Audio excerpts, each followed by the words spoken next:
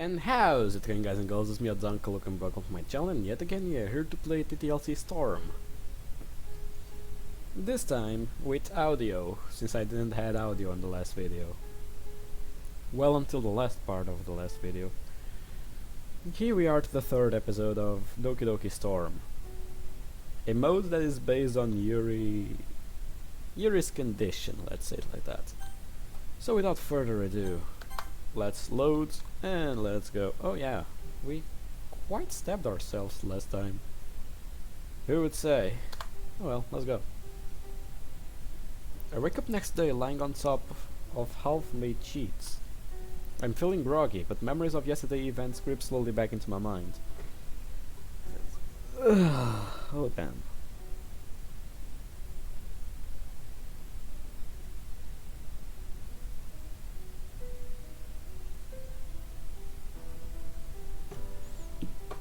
Okay. I ache all over, especially my chest. A sudden panic hits me when I realize I'm late for school. I start to get up, but a sudden wave of dizziness forces me to sit back down. I feel so shaky. I think I'm going to have to take things slowly today.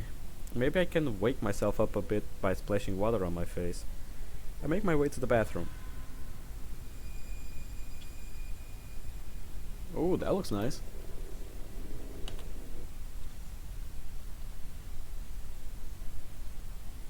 No. Why am I all covered in blood? I cleaned it up. I cleaned myself up. I guess my mind back to last night trying to remember. I don't know. Maybe because you slept on the wound and making pressure on the wound made the blood pass through the bandages? That probably ain't running anymore. You probably don't have any more blood running, but still. I realized what happened. I'm so stupid. When I pulled the sheets off my bed, I held them up to myself. I was so tired I didn't realize I was smearing blood all over myself. It's like I can't get away from it.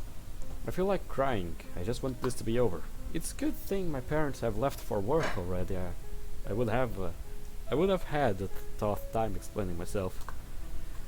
I wonder how long it would have taken them to notice I had died yesterday. After giving it careful consideration, I decide not to change my clothes until I've dealt with everything else.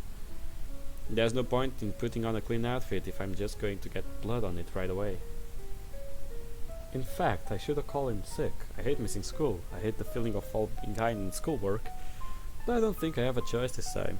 Aside from how physically ill I feel, I really need to finish cleaning things up here before anyone notices.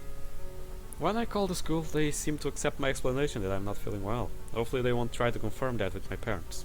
I look around at the candles. They seem to have all burned themselves out. I guess I should consider myself fortunate that I didn't start a fire. I gather up the bedding from the floor as well as the sheet from the bed, which I see also has blood on it. I take them all downstairs and load them into the washing machine. I then proceed to have the largest breakfast I ever eaten. I'm sure I look strange gargling myself while covered in blood, but I try not to think about it. I'm reminded of what Sayori said yesterday. Breakfast is awesome. I chuckle to myself. It really is.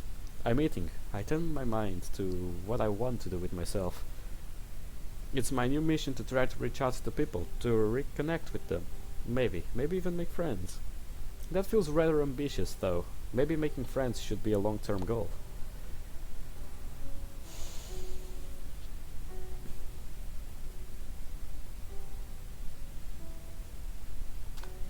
I definitely feel safest approaching my fellow club members. I may not talk to them much, but I think I would feel much more comfortable talking to them than any of my classmates at school. Well, as much as I think I have a best chance of making friends with Moni and Sayori, I find myself thinking about Natsuki. I had some very harsh thoughts about her during our argument yesterday. And maybe Luke is right that she deserves more consideration. I should do something nice for her to make up for yesterday. I may never be friends with her, but I don't want my new beginning to have enemies. But what can I do that she would appreciate? My first thought is gather a new manga. I know she likes manga. But I have no idea which one I would gather, or even what's out there. I can't help but cursing myself for not having or looked at the ones she has in the clubroom, not having ever looked. Okay, somehow it's always felt like it's beneath me. But it would have been a good clue as to what to gather. My other idea is to gather some kind of baked goods. She likes baking, right? I wouldn't know what to gather of that either. I'm not fond of sweet things. Still, it doesn't seem like the safer option. It does seem like the safer option. Once I finished breakfast, I head back upstairs. I checked the card. I checked the what? I checked the garbage bag. The knife is still in there, seemingly taunting me with its presence. I gaze at it for a long time. I feel angry at it. I feel like I want to punish it by throwing it out. But that's just senseless. Why do I keep thinking that my knives are like people? I did this to myself. My knife didn't do it. Even as I'm angry as I am right now, I know I would feel bad if I got rid of it. It belongs with the others. I would like to break up the collection. Reach into the bag and pull it out. Even covered in blood, it really is a pretty knife. In fact, I think the blood makes it look prettier.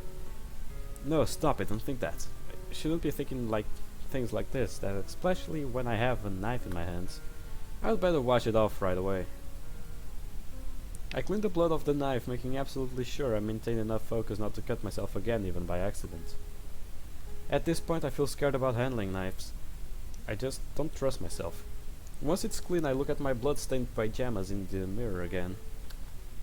I'm sick of looking at them. I just want to get rid of all these reminders of what I did and forget about that yesterday ever happened. After replacing my knife on the rack, I get to work on the blood and the floor of my room.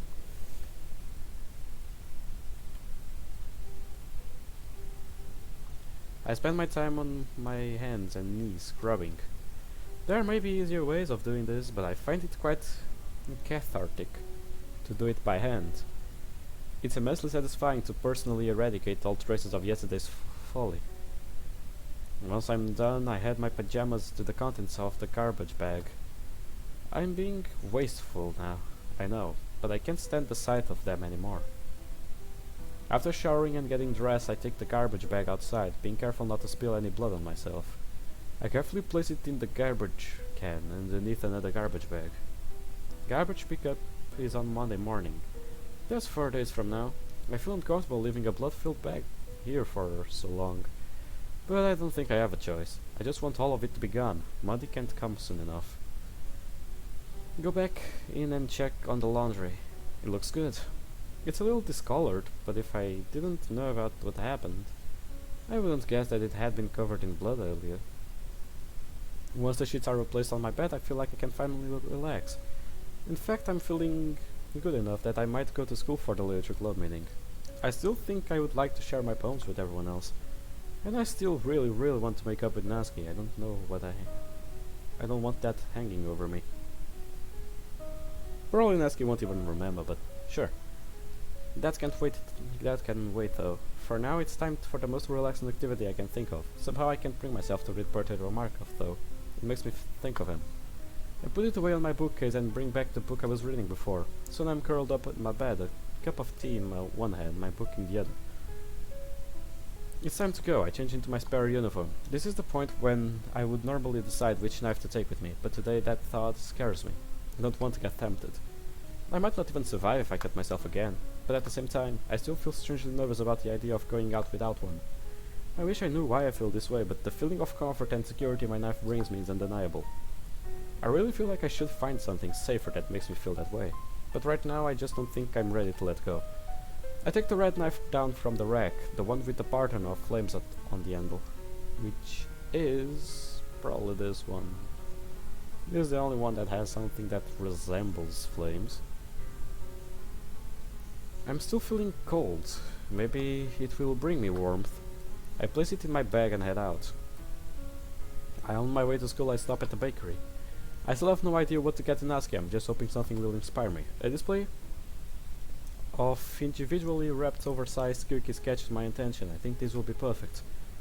I wonder how people decide that what they want when there are so many flavors available. In the end I decided to get two different ones, so Natsuki can choose her favorite. I arrive at the club room to find I'm the first one here. I hope no one of the teachers saw me coming in. After my absence today, it might be hard to explain why I'm here now. In any case, I find my accustomed spot and sit down. I immediately wince in pain when my chest comes into contact with the desk. I take some deep breaths to manage the pain.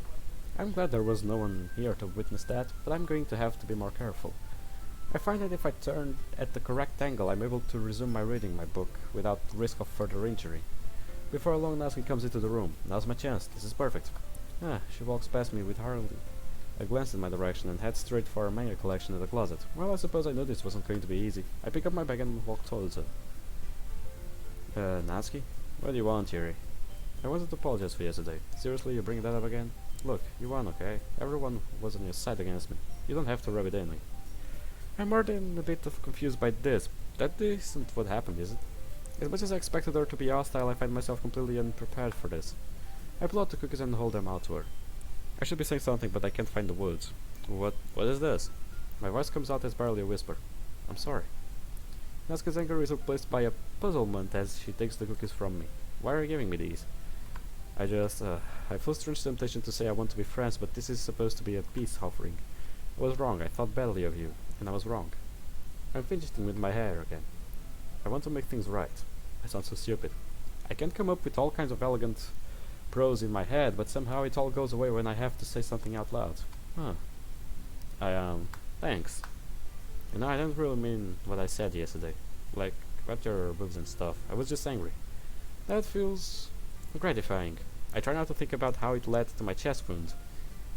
Do you want to talk about it? About your anger, I mean. It's nothing. It's just... Luke said he likes manga. It would be nice to have someone to share with for once, that's all. You know, instead of the usual judgment crowd. She gives me a pointed look. I guess I deserve that. I'm definitely guilty of looking down on Natsuki figuratively as well as literally. I'm sorry about that, but you know, maybe you can still share your manga with him. Yeah, right.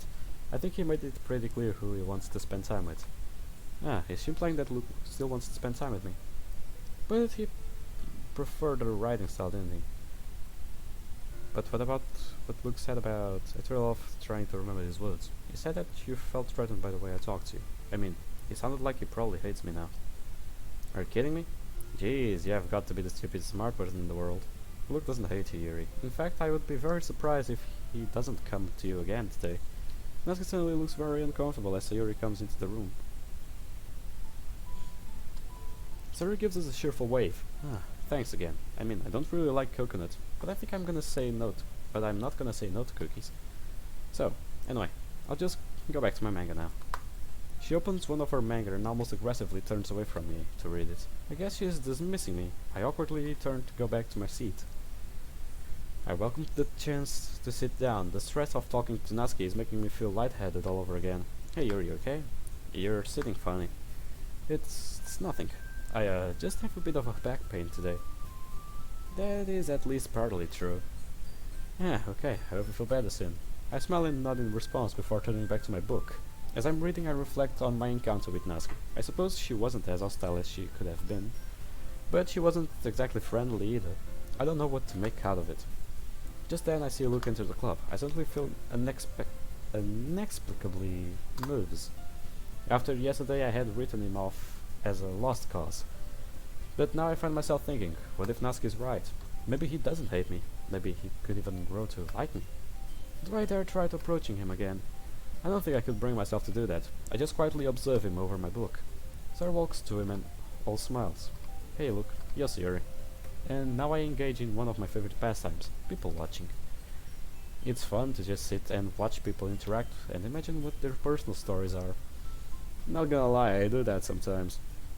Like, not on a creepy way, like you're watching, ooh, what's that people do?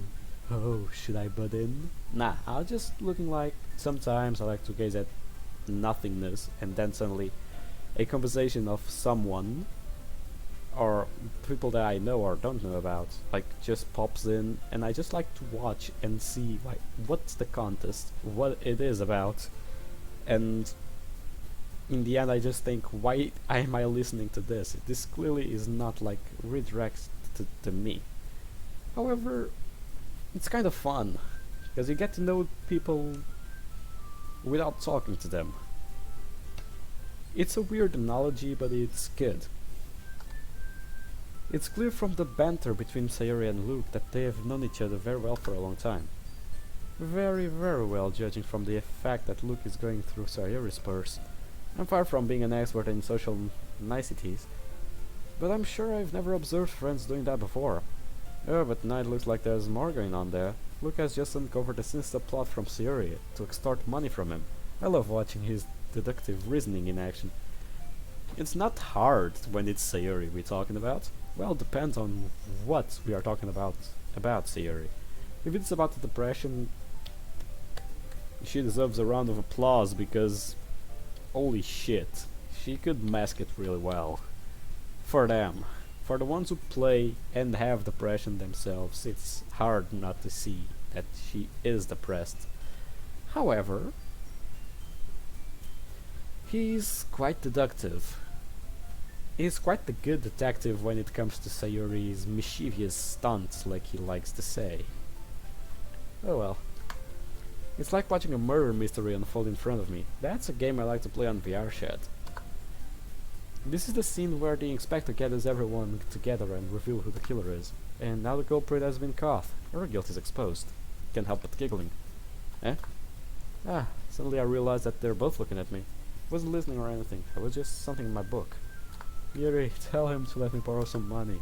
Don't get me involved like that, Yuri. Besides, you should only buy what you can responsibly afford, and frankly, after pulling a mischievous little stunt like that, your suffering is fair enough retribution. Seeing their stunned responses makes me realize that I may have gotten too carried away with my misery narrative. I didn't mean that. I got too absorbed in my book. So much for my fresh start, so much for trying to make friends. It's like it's just my nature to do the wrong thing. I really like when you speak your mind, Jerry. It doesn't happen much, but it's a fun side of you. She liked it? There's no way you could think that. What could this mean? Is she saying she's as bad as I am? You were right, though. I did something bad and I have to accept the revolution. Retribution. That. Still coming from you, senor. I guess there's a little devil inside all of us, isn't there? Don't let her fool you. Sarah knows exactly what she's doing. After all, she told you guys she was bringing me to the club before she even told me. But you wouldn't have come if it weren't for the cupcakes. So I had to trick Natsuki into making them. She really is the devious one, isn't she? Come on, give me more credit than that, Siri. And that's a flying cookie. Suddenly a giant cookie smacks Siri in the face and tumbles onto the desk. Ow, what was... A cookie? I recognize that as the coconut one that I gave Natsuki earlier. Is this a miracle? It's because I paid my restitution? Retribution. Actually, that one almost worked. Why did I say almost? It completely worked. I was just gonna give it to you.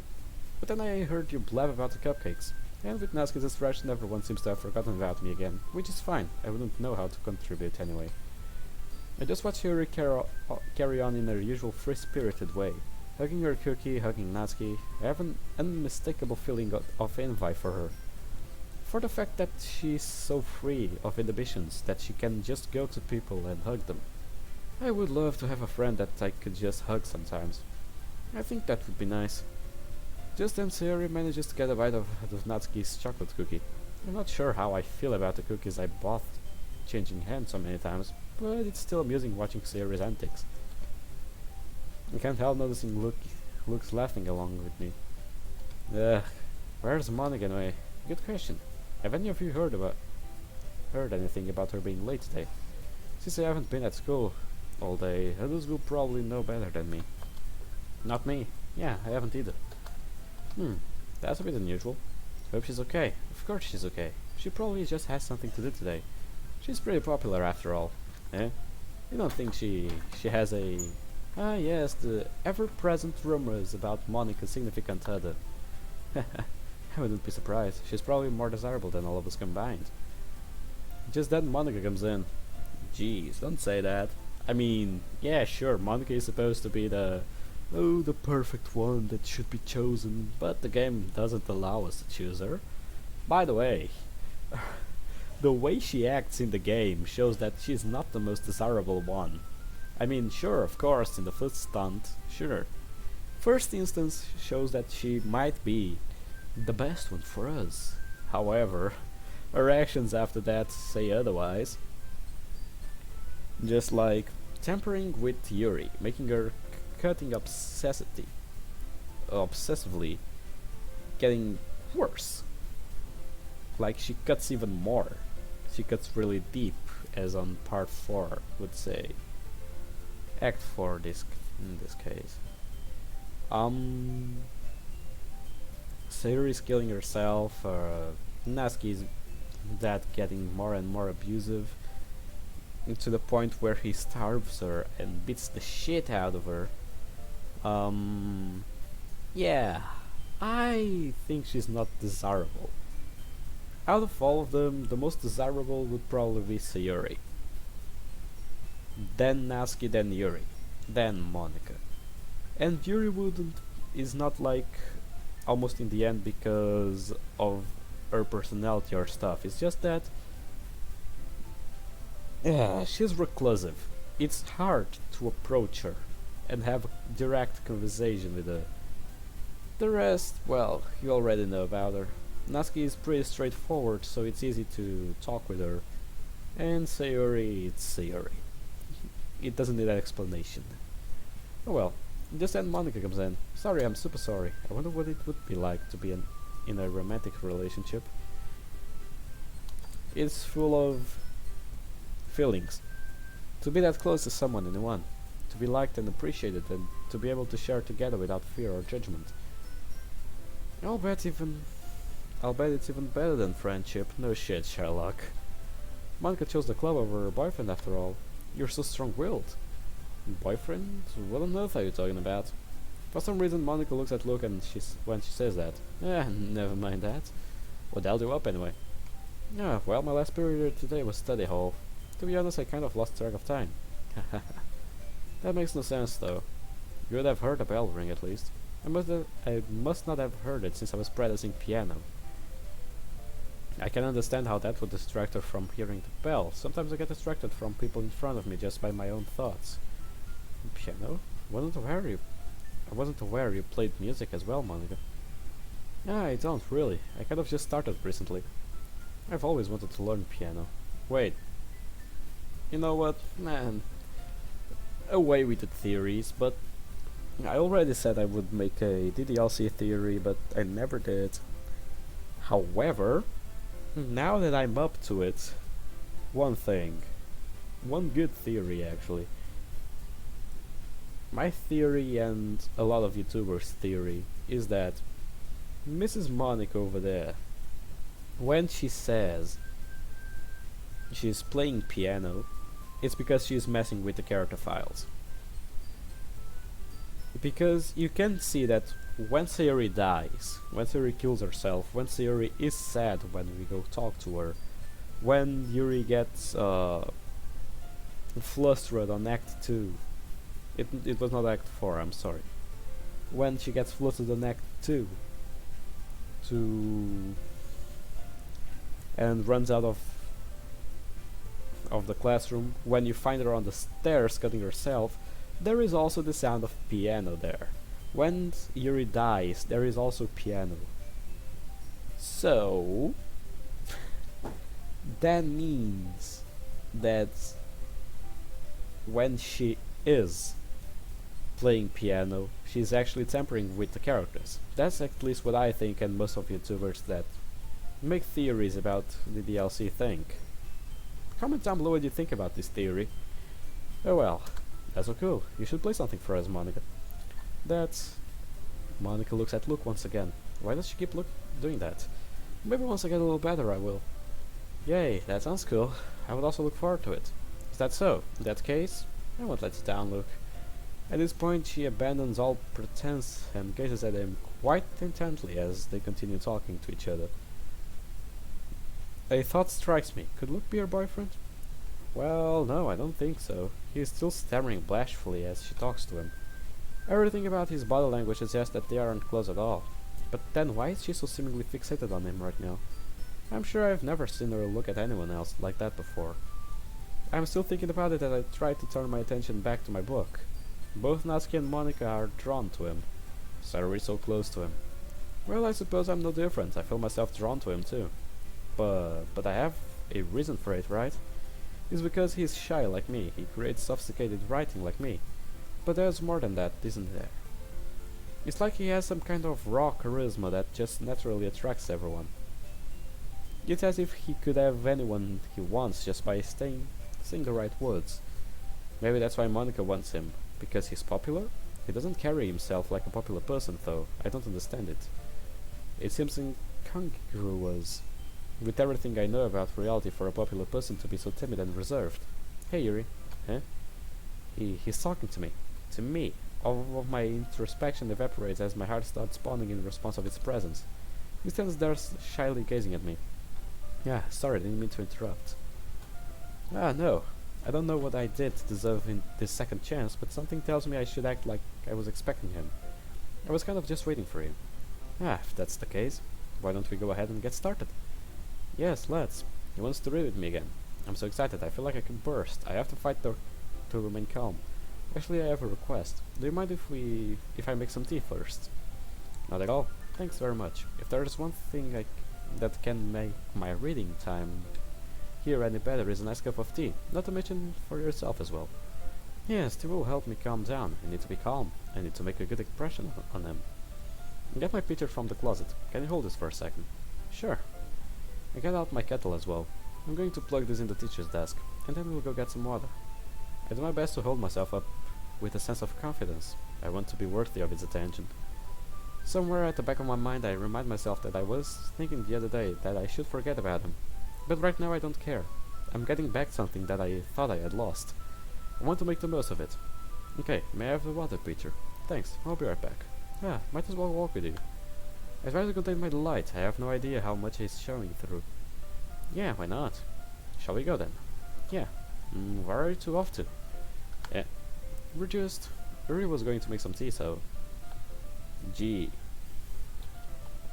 We're just filling the water pitcher. Yeah, okay, sorry, I was just a bit curious. That's kind of a one-person job, isn't it? No, she's doing it again. She's going to ruin my second chances. Monica, please mind your own business for once. Or do you want to tell me there's something wrong with helping involve him in club activities? Oh, jeez. Now I see the perspective. Oh. I suppose there's nothing wrong with that. I'm vaguely aware of how shocked the two of them look, but I don't care right now. Then let's go, look. So dizzy, I have to hold the wall for sport. Why did I do that? What's gotten into me?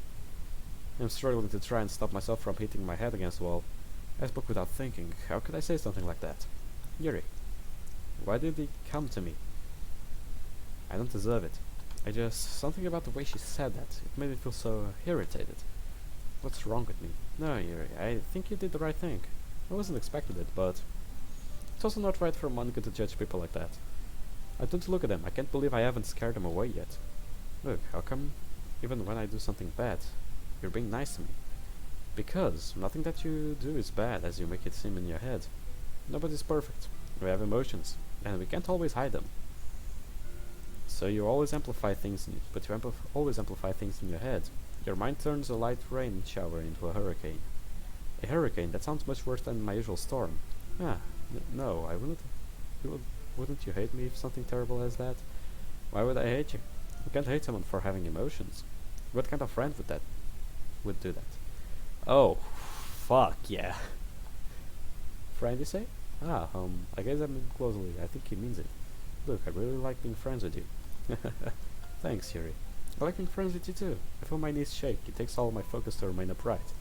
Stay focused, stay calm, act normal. Act normal. That's not... I bet it's not just because of that.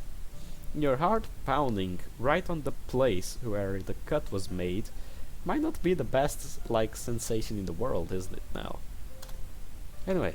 Ah, yeah, shall we go? Yeah. Once we fill up the water pitcher, we return to the classroom. Look, do you like oolong tea? Yeah. Anything is fine. Very well. I set the temperature of the kettle to 200 degrees. 200 degrees, huh. I sometimes find it confusing having to mentally convert from Fahrenheit, but I shouldn't complain because I got a good deal on this American kettle. Now it's time to get this teapot. You really do this properly, don't you? Of course. I shouldn't do any less when I'm making tea for others, especially for my friend I smell inwardly. Even if I'm not an expert on tea or anything? In that case, you'll only be even more impressed. Perhaps I will. I'm in such a good mood, I start humming to myself as I work. A cheerful tune from Beethoven. I probably look silly, but I don't care. A tune from Beethoven. Well, I would have expected her to be into classical music. Not that I'm personally a fan of it, but it's not a bad type of music, depending on who wrote it and played it. It just feels right. You must be in a good mood now. I'm pleased by my friend's attention. Is that so? I was landing in show. And you noticed. I smiled at my friend. I was doing a bit of thinking, and I decided that I would try expressing myself a little bit more. It turns out it's not very hard for me to do. When it's you who's around anyway. My friend. That's great, Yuri. Just don't push yourself too much. You're always worrying about me, Luke. It's very endearing. I don't even hear what he says after that. It's like I have to struggle to restore my happiness. Usually I'm trying to pull myself away from dark thoughts. It's strange to have to pull myself into the other direction. But I really do have to focus. I have to decide how I'm going to handle this encounter. Because I don't think I'll be able to sit at a desk with a chest in the state it is. The idea comes to me as I'm pouring cups of tea for us. Look, I have another request. Do you mind if we sit on the floor today? Yeah? Why is that? It's a little bit easier on my back. The explanation seemed to work with Sayuri. I can read with my back against the wall rather than bending over at my desk. Yeah, sorry, I didn't realize. No worries, it's just I have a back pain fairly regularly, so I do my best to manage it. Is that so? I wonder why. I wonder why that is. Oh, you wouldn't know. Or maybe you would. You're a man. You'll probably figure it out. It's mostly because of my... why did I even start that sentence? I don't want to mention my breasts. I don't even want to think about them. Oh yeah, because she has a advantageous chest, which it's heavy. It's like it's meat. It's heavy. So yeah, we can know why she has back pain. Your posture, right? Always hunched over like that while reading. Yes, thank you for saving me, Luke. I have a terrible reading posture, so that's why we should sit on the floor. Fair enough. I'll go ahead and get the book.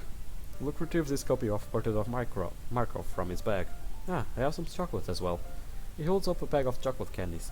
I'm not sure how to respond to that. I'm not overly fond of chocolate, so I say nothing.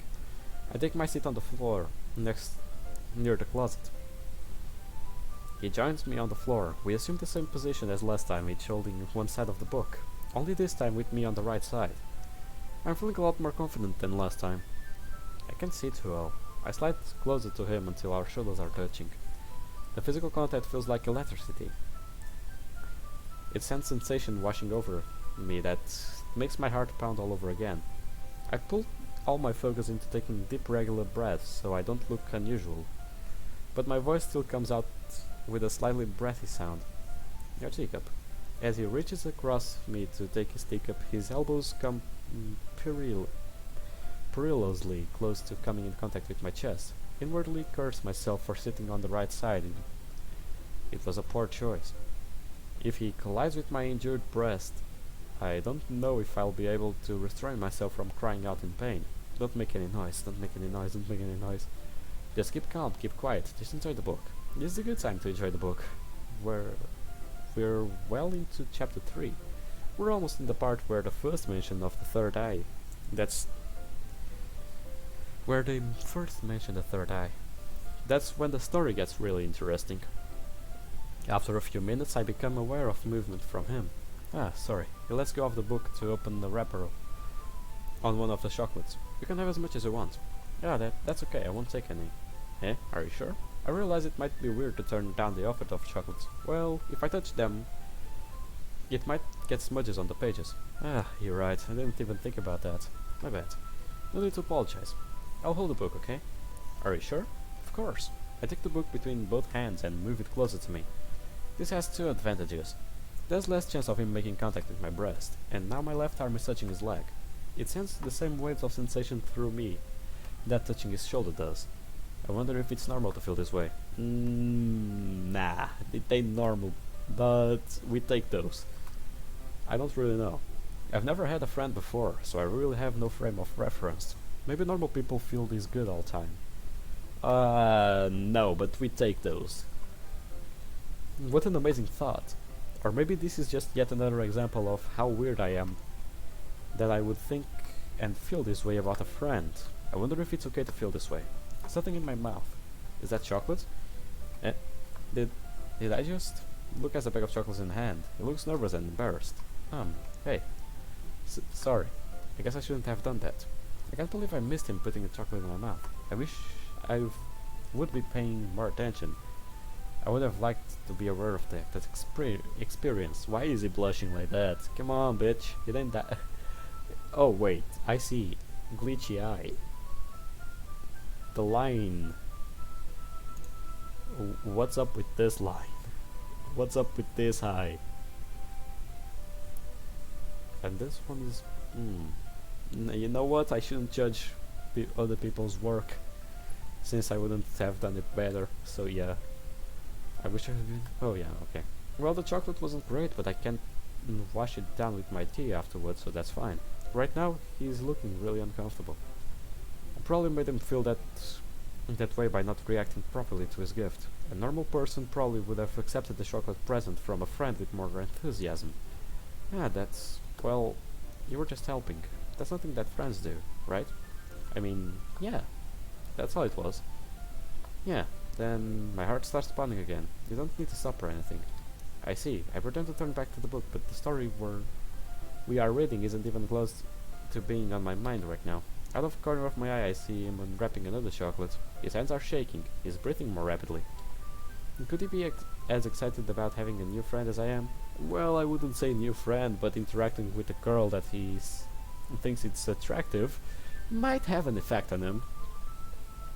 And it's not just an effect on his breathing, I can tell you that. I can assure you that.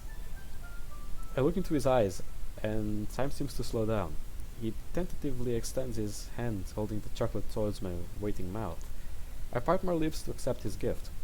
The moment stretches on. I feel like I'm losing control of my rapid breathing. He holds the chocolate between thumb and forefinger, the same sensuous fingers I watched while we were reading. I want to touch those fingers. I bring my tongue out slightly to meet the chocolate as it reaches my mouth. I take it in eagerly, allowing my lips to brush against his fingertips. The same thrilling electric sensation spreads through my ear again. I barely resist the urge to lick his fingers. What the fuck? Okay, that's not something friends do. Okay, everyone. It's time to share poems. Look, can you help Yuri put away the tea stuff, right? You can help Yuri put away the tea stuff, right? Yeah, of course. Okay, thanks. It takes some effort to pull my mind away from what I was just experiencing and focus on what's in front of me. I'll take care of the cups. Yeah, as Luke and I clean up, I allow myself to drift back into daydreaming. I still don't know if that was okay. But if it wasn't, then I think I don't want to be okay. That's a bold statement. Therefore I won't butt in it. Afterward I retrieve my poem from my bag. I feel nervous about it all over again. Even though I was careful to make sure no one will know what it is really about, it doesn't change the fact that it's about something that I would like to keep a deep dark secret. Still I can't help smiling when I see him already walking towards me with his poem in hand. Let's see what you've written for today. I look over his poem, and all over again I'm floored by how well written it is. It's even cleaned up the structure issues that plagued his previous poem. How is it that everything about him is so wonderful? My knees feel weak as I finish reading and I look at him again. Do you like it? Look, I try to keep the breathless sound out of my voice. This one might even be better than yesterday's. How did you even pick up on this so quickly? Just yesterday I was telling you the kind of techniques worth practicing. Maybe that's why. You did a good job explaining. I really wanted to try giving it more imagery. My mouth is dry, my hands are clammy. What is this feeling? I'm not used to this. Used to what? I don't know. It's fine, take your time. I'm thankful for his patience. I don't know how to process this. All kinds of unfamiliar thoughts and emotions are rushing through me. It's not just as I'm impressed by his poem. It was the fact that I influenced him. I said something to him and he really took it to heart. Usually people disregard what I say. They mock me, they shun me. But look, just showed that he really cares about what I say. He cares about me. I'm so overtaken with emotion that I'm barely conscious of the fact that I've been playing with my hair this whole time. Yeah, just being appreciated like this, I guess. It probably sounds really stupid, but seeing someone motivated by my writing just makes me really happy. Are you saying you've never shared your writing before? I not. Really? I don't believe it. I really only write for myself, and besides, people would just laugh at me. Do you really think that? And not again, trying to repress memories I don't want to be thinking about right now. Huh. Even your close friends. What friends? Oh, I can't bring myself to answer. I don't want to admit that he is the first friend I've ever had. Anyway, do you want to share the poem you wrote for today? Yeah, I do. If it's with you. I hand him my poem. I keep telling myself I don't have to be nervous, but I can't help feeling it anyway, as he hands it back to me. I was a little more daring with this one than yesterday's. I can see that. It's a lot more metaphorical. That's right, it's a bit closer to my preferred writing style, using the poem as a canvas to express vivid imagery and conveying emotions through them. Yeah, if I take it to face value I can't even figure out what it is supposed to mean. I breathe a small sigh of relief. Well, watching his reaction closely and choosing my words carefully, I think it's something that different people can relate in their own way. I wanted to express the way it feels for me to indulge in my more unusual hobbies. It's those sorts of things I'm usually forced to keep to myself, so I sometimes like to write about them. Why do you keep them to yourself? Because everyone would hate me. They're embarrassing, and people would make fun of me. Do you have anything like that, Luke? I really hope you can relate to it. As different as I know I am from everyone, I still hold on hope that there are still some small things that connect me to each others. Well, depends on it. Like some kinds of video games that people say, oh, that game is not for men, that game is for girls, or the other way around. And some men play like DDLC. When I was on the elementary school, kids made fun of me for playing DDLC. They would say, oh, that game is for girls. Oh, he's... Well, yeah, I'm pretty sure you know the word I was about to use, but let's not talk about it. Either way, they would say all sorts of stuff, and yeah, they made fun about me for playing the DLC, and I stopped for a big while until I just noticed that I don't give a fuck, and now most of my channel is around the DLC. So yeah, that's pretty much it. But yeah, there are a lot of hobbies that people don't like to show. Like, I have a lot of hobbies. I like to sing, but I'm not a great singer. I like to draw, but my draws are not nearly as good as most of my friends. But yeah, there are some hobbies I like to do, and I'm on about them. And yeah, I don't like to show most of them to my friends, but when I show, I get compliments, which is good, I guess. Either way, this is not about me, it's about mod, so let's go. Well, yeah, I guess I do. I feel like everyone has a little something like that, or so I hope. The best we can do is to respect each other and our individualities, even if it's difficult sometimes and some things make us uncomfortable. After all, if I hadn't learned to embrace my own weirdness, I would probably hate myself. I glanced at him again. I'm getting carried away. Shouldn't tell him about my weirdness. I might be ranting a little bit now, but I'm glad you are a good listener. You're good at a lot of things. Writing, listening. There really aren't many people like you. That's exaggerating a little bit. It's just how I feel. I never thought I would feel so comfortable sharing my writing, but now I almost feel like I look forward to it. It's just a really nice feeling. And you're to thank for that. It's nothing, really. I smiled. He's so modest. I may be overdoing it in showering him with compliments, but it feels so good I can't help myself. I should probably hold off on saying any more. It's time to move on. I suppose I might as well share with people in the same order as yesterday. That means Yuri is next. Yuri approaches me confidently. She's beaming at me. Okay, Yuri, get ready for the best poem ever. She hands me her poem entitled Bottles. It's about sharing happiness with friends, using a metaphor of bottles to represent happy thoughts. I can't help but smile as I read. I feel like I can identify with it very well. Now that I know what it is like to have a friend. It has a bit of a sad ending though. This is a big improvement over yesterday's poem, so Yuri. I'm impressed. Yay, I impressed Yuri. She quietly applauds herself. Friendship certainly is wonderful, isn't it? Eh? I spoke without thinking. That wasn't very professional phrasal of her poem. Ah, sorry, I just mean... You convey the emotion of sharing with friends very well. Thanks, Yuri. Monica has been a huge help with expressing my feelings. Monica? Not me. Huh. I can't help but feeling slightly disappointed, but then again, this isn't about me. Monica is an experienced writer too, after all. I'm curious, if you don't mind my asking. From your writing, why does it sound like you expect your friendships to end in sadness? The mask flickers. For an instant I see pain shine through Sayori's eyes. Well, it's not exactly like that. It's more like sometimes I feel like I give out so much happiness that I forget to keep some for myself. And well, yeah, that can be bad sometimes.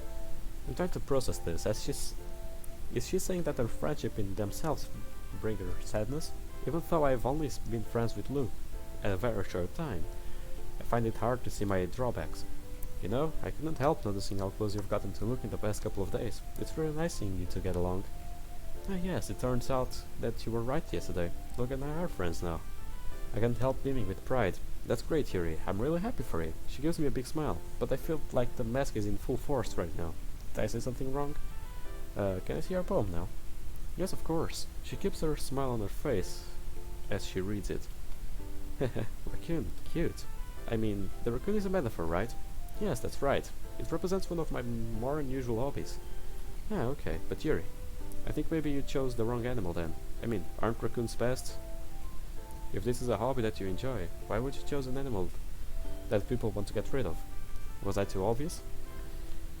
Indeed you were, because buddy, pal, chum, amigo, it doesn't work like that. Like, you want to convey a hobby. You wanted to show that there's a hobby you have. If you show that it's a hobby that you want to get rid of with a metaphor that it's something hated by humans, it probably shows that it's a hobby that you are trying to drop but you can't, which applies to bad things, people who think bad stuff about you. Take these hints, they are good, I swear. Was I too obvious? Ah, I suppose I underestimated you. You're very clever, Sayori. You mean you just learned something from me? Well, I guess this is a day of learning for all of us. Don't worry, Yuri. You'll do better next time. Thanks, Yuri. It's time to move on to Monica now. She approaches me a little warily. A pang of guilt hits me. Monica, I'm sorry for the way I spoke to you earlier. She visibly relaxes a little. It's alright, Yuri. I should have been more discreet. But still, you didn't deserve that. You wanted to spend time with him. Well, yes, you see, he's my friend. Monica raised an eyebrow. Just friends? What? Friendship is the most amazing thing I've ever experienced. How can she just say just friends? But of course, Monica is so popular. She probably has more friends than she knows what to do with. I guess it makes sense that she would take them for granted. It's a bit sad now that I think about it. Maybe being popular isn't so great after all. Ah! Monica grabs her hand in front of my face. Ah! Sorry, I couldn't resist. You looked like you were lost in another world for a moment there. Sorry, I was just spacing out. It's alright. Anyway, the only reason I was interested in where you were going is that I figured I should keep an eye on you after yesterday. My blood runs cold. Yesterday? You left your tea set out. I had to put it away after you left the club. Oh, now that I think of it, I guess she did give a good reason to be concerned about me. I feel stupid that I didn't realize that sooner. I'm sorry, You just spaced out? Stuff like that. That happens to you a lot, doesn't it? It's really embarrassing. I don't mean to. It's okay. I'm not trying to give you a hard time, Miri. Just please remember to put your stuff away in future, okay? The teachers are nice enough to let us use this classroom for our club, but that privilege can be taken away if we make too much of a mess. As club president, I have to make sure we all treat the room responsibly. I understand. I'm sorry, Monica. I promise it won't happen again. Good. Then I won't say anything more about it. Anyway, how about you read my poem, so we can get things moving here? Okay, I look over the poem entitled Save Me. I have a feeling that it's continuing the theme from yesterday, of feeling trapped. The metaphors are sounding much darker, like she's experiencing great torment. I be correct in guessing that this poem also relates to your epiphany? Monica smiles and nods. Would I also be correct that you still don't want to tell me what the epiphany is about? There is no change in Monica's expression as she nods again. I hesitate. Normally I wouldn't want to pry, but I think the new me should want to help someone in need. Monica, this poem sounds like you're suffering. Are you okay? Thank you for your concern, but really, my poem is just an expression of feeling. I mean, I have some ideas of what to do. She glances in Luke's direction. But for now, it's important for it to be a secret. If I may ask, does it have anything to do with him? What? Well, you keep looking in this direction. You're very smart, Yuri. Sometimes I think you might figure it out on your own. Well, I guess I can say this much. It isn't about him exactly. Just someone connected with him. Anyway, it's really none of your concern. It's my problem to deal with, and I'm fairly confident things will work out satisfactorily for everyone.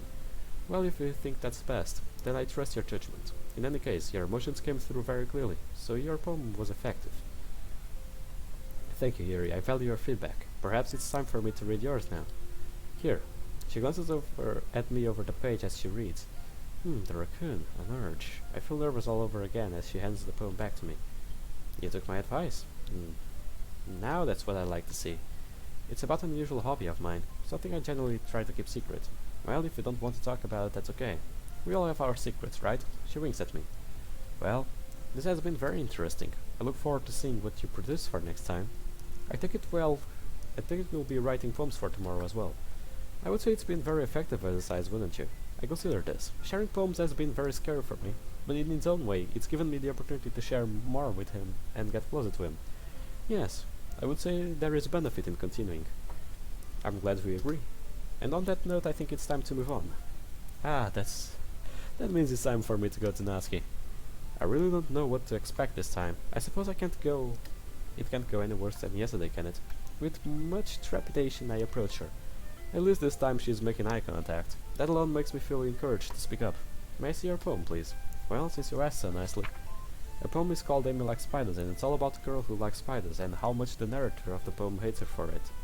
It makes me uneasy reading it because I'm actually rather fond of spiders. I know it's one of those things that people think I'm weird for, but I can't help it. They're utterly fascinating to me. Okay, I'ma put a stop in there.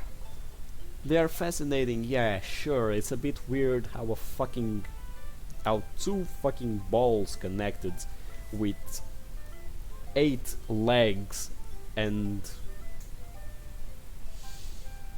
giant fangs can walk around, shoot webs out of their ass and eat everything that they can get, like small other spiders, insects, even birds. Dude, that shits are horrifying. I hate spiders. I'm arachnophobic. I hate that shit. I hate spiders more than I hate myself, and I thought that was impossible. But yeah, I have a big problem with spiders, especially the big ones. Like, I forgot the name of the spider. Oh, tarantulas. Goliath tarantula. They're giant. I don't know how that shit even walks. How that shit even lives. Well, let's keep going. But I can't help but they're utterly fascinating to me. I like watching them make their webs. They're so patient and intelligent as they work with little lives over it. And the end result is something beautiful. The more I read, the more nervous it makes me. I sounds like Natsuki really hates people who like spiders. What can I say about this that won't set Natsuki temper? Time passes, more than enough time for me to finish reading. My hands are shaking. Natsuki has to be noticing the paper floating in my hands. Look, I promise I'm not gonna bite your head off this time, okay? Oh, what about I talk about it first? Can't find my voice, I just nod. Well, the subject of this poem is someone who gets angry a lot. She glances at me, but she suddenly seems to be having a much trouble making eye contact as I. Sometimes about dumb things, like people who do things different from her. And that's stupid, like she's being an ignorant jerk. You shouldn't hate someone just for liking something different, so suddenly resistance strikes me at that the audience is meant to sympathize with the spider lover after all. Relief overwhelms me, all the tension I'm feeling disappears in an instant. Oh, then I love it. I immediately clapped my hands over my mouth, dropping both poems. You do?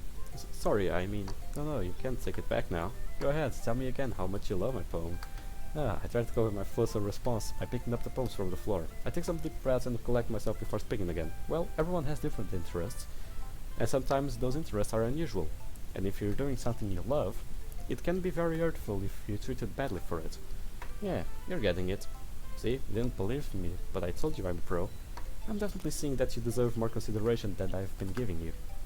Well, better late than never. Coincidentally, my poem also happens to be around an unusual hobby. One that I'm afraid of people finding out about, afraid of how they will react. Yeah, look, mention that. Let me see. She snatches my poem out of my hands. Her smile gets wider as she reads it. Heh, raccoon, how cute. You know, Yuri, we're not so bad after all. Yeah, thanks. Funny how we both kind of ended up writing about the same thing. Yes, even though we clearly had very different ways of going about it. Do you want to do it again? I mean, I think most of us are a little flustered now. Like, dude, you pretty much said it at the same time. I mean, who wouldn't be? Let me check it out. Wait a moment. Yeah. What if we choose a topic for both of us to write about? Yeah, I was thinking the same thing. See how we compare again. That would be a very interesting exercise. Yeah, it would be cool. Can we write about something happy this time? I kind of feel like write about nothing but sad stuff in this place. I don't see why not. Is that a particular subject you're interested in? Well, how about the beach? The beach is awesome. Very well. I look forward to seeing what you write about it, Natsuki. Yeah, same with you, Yuri. Okay, everyone, we're all done reading each other's poems, right? I have something extra planned today, so if everyone could come sit at the front of the room. Is it about the festival? Well, sort of. Ugh, do we really have to do something for the festival? It's not like we can put together anything good in just a few days. We'll just end up embarrassing ourselves instead of getting any new members. That's a concern of mine as well. I don't really do well with last-minute preparations. Don't worry so much. We're going to keep it simple, okay? We won't need much more than a few decorations. Siri has been working on posters and I've designed some pamphlets that we can give out during the event. Okay, that's great and all, but that doesn't tell us what we are actually going to be doing for the event. Ah, sorry, I thought you heard about it already. We're going to be performing. I think I might actually faint this time. Jeez. Performing? My throat is so dry I barely produce a strangled sound. Monica clearly has a different idea of what constitutes keeping it simple. Monica? Yeah, we're going to be having a poetry performance. Everything is spinning, I'm so anxious, I'm barely able to focus on the conversation. I'm very thankful for Natsuki, who's arguing against Monica's idea. I agree with Natsuki. I could never in my life do something like that. I shake my head vehemently. Guys, no Sayori. I understand where they're coming from. Remember that Natsuki and Yuri have never shared their poems with anyone until now. It's a lot to ask for them to recite their poems out loud for a whole room full of people. I guess I kind of overlooked that. So I'm sorry. I feel a glimmer of hope. Maybe she'll change her mind after all. But I still think we should give it our best. Nah, my hope dies. Gee, it's Monica we're talking about. My imagination spirals out of control. Sharing my writing with my club members is one thing. This is one place I feel safe. But sharing it with the public, sharing it with my classmates, sharing with my tormentors? I imagine myself standing in front of everyone who's ever made fun of me, everyone who's ever hurt me, essentially burying myself in front of them. I don't think I could survive it. Maybe even literally. I feel like I want to cry. I notice that look is picking. It feels like a tremendous drain of energy to regain my focus. I think that Sayori and Monica have been trying really hard to get the new members. The least we can do is help them out a little bit. I don't know if that was worth pulling myself out of my thoughts for. Well, maybe, but... okay, fine. Guess I'll just have to get it over with. Not Natsuki too. Luke actually talked her into it. You must really want to perform. Alright. Phew, thanks, Natsuki. What about you, Yuri? Everyone's looking at me. I guess I'm the last one left who doesn't want to do this. I hate having all this attention to me, it's too much pressure. I look around at everyone expectant faces. I linger on him. On his. Well, if Luke thinks it's a good idea, I suppose I should give it a try. In light of our newly kindled friendship, I should do what I can do to earn his respect. I guess I don't really have a choice. That's everyone. You're the best, Yuri. This club is seriously going to be the death of me. Oh gosh, you'll be fine, Yuri. But anyway, let's move on to the main event. I want each of you to choose a poem of yours. Why did I say a monic of yours? What the fuck? A poem of yours. We're going to practice reciting them in front of each other. Wait, what? Right now? No way! Monica! This is too sudden. Well, if you can't recite your poem in front of your club, how do you expect to do it in front of strangers? Oh no. Don't worry. I'll start off to help everyone feel a little more comfortable. Can I go next? Of course. Now let's see. Monica picks out a poem and goes to the front to recite, but I've stopped paying attention. If this performance is happening no matter what, then I have to come up with some kind of plan. It's clear that I can't perform today's poem. It's way too personal. I don't think yesterday's will work either. It needs to be one that it's distance from me personally, so it won't hurt when It won't hurt if people react badly. Yet one that has enough meaning that I can put some energy into it. I cast my mind back to the poems I've written previously in my notebook, and I come up with the perfect one. One that I wrote about the portrait of Markov. Yes, I think that will work. It won't mean anything to anyone else, but it should be able to give a decent performance of it. And if I do it well enough, maybe it will impress Luke. And people are applauding, I should join in. That was so good, Monica. Haha, thank you very much. I was just hoping to set a good example. Are you ready to go next, Yuri? I'll go next. Heck, what? We're just thinking that it would impress him. I spoke without realizing it. But now that I've said it out loud, I don't think I can back out. I pulled the relevant page from my notebook and start to make my way to the podium. Here is fired up all of a sudden. I'm feeling dizzy from fear. Why am I doing this? I clutched the page between my hands in a futile effort to stop them from shaking. The room seems to sway around me as I face everyone. Gee, I have to clutch the podium to stop from falling over. Don't faint, don't faint, don't faint. This poem is called... I look around, everyone's eyes are on me. I don't know if I can keep my breathing steady enough to speak. You can do it, Yuri. I let your words play in my head.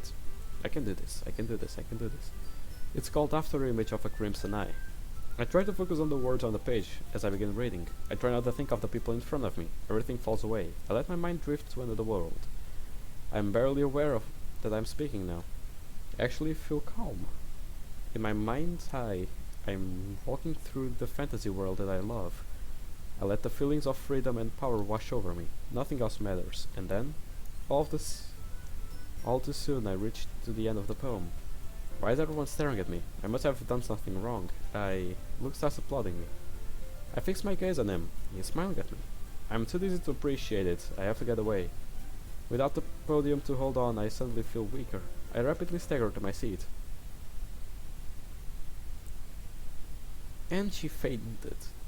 Okay, everyone. My head hurts. I think that's about it for today. Wait, I thought Siri was going next. I know the festival is coming up. Let's try our best to write poems for tomorrow as well. It's been working out really nice so far, so I would like to continue that. Did I miss everyone's poems? I'm suddenly conscious that the fact that the storm has completely abated. I wish I could sleep through it more often. It made things so much easier. I feel relaxed, calm. But the most important thing is, I did it. As for the festival, we'll finish planning tomorrow, and then we'll have the weekend to prepare. Monday's the big day. I can't wait. I can do this. I can do this. Alright. Ready to go, Sierra? Yep. Once again, Sierra and Luke are going home together. I wonder what it would be like to go home with them. How close does a friendship have to be before it's okay to do that? Are there rules for that sort of thing? Nah, there ain't rules for having friends, buddy. I wonder if there's a book I could read where it's all written down. It would make things much easier. Luke is acting like it isn't a big deal. It must be real nice though. I'm still dreamingly imagining visiting him as I get ready to leave. I see Natsuki walking ahead of me in the hallway. On a hymn. I start taking longer strides to catch up with her. Natsuki. Eh? Wanted to thank you. For trying. What? For trying to talk to Monica out of doing the performance. I didn't feel capable of doing it, so I'm glad you did. Oh, that. Yeah, it just really pissed me off that she didn't even think of telling us about it ahead of time. Like, hello, communication skills, anyone? It was rather inconsiderate of her, wasn't it? Yeah, well, we'll just have to make the most of it. And you know, your performance today was really good. I think you'll be alright. I scarcely remember my performance today, so it's difficult for me to gauge. Thank you. God was pretty good too. I hope she didn't notice that I wasn't awake and on us. Thanks, Yuri. We're in this together. I think we'll both be okay. Yeah, for sure. Well, I have to go, but I'll see you tomorrow. Yeah, have a good evening. I'm feeling really good now. Somehow everything went right today. I expected today's performance to be dreadful. However, it didn't. But I not only managed to get through it, but I did well at it. Also, I actually had a positive interactions with Natsuki for once. Most of all, I made a friend. I actually made a friend. I can't help grinning all the way home. As I placed my bag on the floor, I let the full realization hit me. I have a friend. I feel so giddy. I can't help giggling to myself. I dashed to the bathroom and checked my reflection in the mirror. Well, hello there. Jeez, not these. This reminds me of a video of Fairer Sons and Ing Sons. That animation. Cursed animation. Why? Well, hello there. How was your day? Mine is amazing. I made a new friend. His name's Luke. My reflection looks so delighted it makes me giggle more. I do a little dance on the way back to my room again. I take my red knife out of my bag. Hello, little one. You've been a good companion today, but I'm afraid your services are not required. I place the knife back into its place on the rack. You see, I addressed my collection. I have a friend now. His name is Luke, and he's shy like me. And he likes to read together. He likes horror books, just like me. He writes beautiful poetry. He gives me chocolates. And he's wonderful. I pick one of my piles and hug it, pretending it's him. Gee. Overcome with glee, I lie back on my bed. And I have a new... Wait, I need to be sure I take a good print screen. There we go. Okay. I have a new thumbnail. Gee. I'm so excited I can't do nothing but laugh. And I laugh until I can hardly breathe from laughing. I allow the full glory of the sensation to wash over me. I feel warm and tingly all over. I laugh until I have tears in my eyes. Tears of joy, another first for me today. The thought makes me laugh some more. Okay, this one is good as well. I think back to the events of the day. I remember the smile on his face as he applauded me. He looked so proud of me. I remember the joyous feeling of sitting and reading with him. Most of all, I remember the words he spoke when we were in the hallway. I like being friends with you too. I let out a long sigh of happiness. I give the pillow another squeeze. I know the sensation is nothing close to the real thing, but it's nice to pretend. Don't press too much there. You know you have a fucking wound. A stab wound on your chest. I feel like today has opened up an entire worlds of opportunities. Yeah, and if you keep like pressing that pillow more against your breast, or your injured breast, it will open a wound again. Up until now, the closest thing I've had of friends were characters in my books, and in some moments my knives, when my imagination takes me there. But now I have a real, live, human friend. And for the first time in my life I feel like I'm not inhuman as I thought I was. It makes me feel more real than anything I've ever experienced. Maybe I can actually have something close to a normal life after all. Maybe I don't have to be alone anymore. I allow the ecstasy of that thought to pervade every part of me, right down to the tendrils of my hair. And I know that I absolutely must write about this feeling. I pull out my notebook and sit down at my desk and start to write. I can't help drawing inspiration from the poem I wrote earlier this week. Back then I was writing about the fear of being pushed into an uncertain future, but now, well, the future is still uncertain, but now it feels indescribably wonderful. Tears come to my eyes again as I'm writing. I don't even fully understand what I'm feeling. I don't know what I want more, and I don't ever want it to stop. I look over my finished poem. Luke's influence is very prominent, particularly the image of its outstretching arm holding chocolate. I hold the poem to my chest, lost in thought. I really do have Luke to thank for this extraordinary feeling. I really need to thank him, to let him know how much I appreciate him. What if I give him this poem as a gift? I have mixed feelings about this. On the one hand, I want to keep it for myself to commemorate the occasion. On the other hand, I can't think of a more fitting gift for him. I write the title Ghost Under the Light Part 2 across the top of the page.